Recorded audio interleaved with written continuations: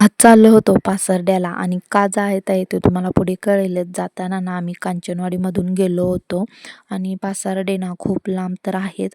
हे माझ्या सख्या मामाचं गाव आहे. पहिल्यांदा तर नदीचं दर्शन घेतलं. बालवाडी ते 7वी पातळ शिक्षण माझं इथेच झालं आहे.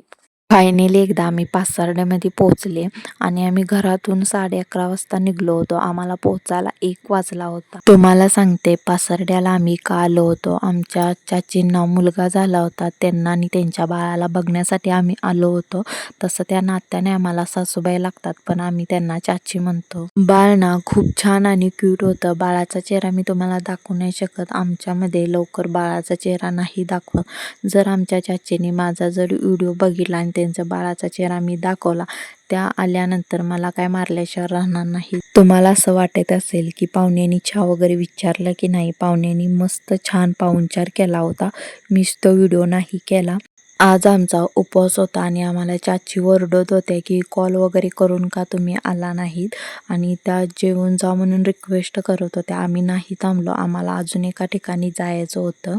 बाळाला आम्ही छान वगैरे भेटलो आणि तिथून आम्ही घरी येण्यासाठी निघालो.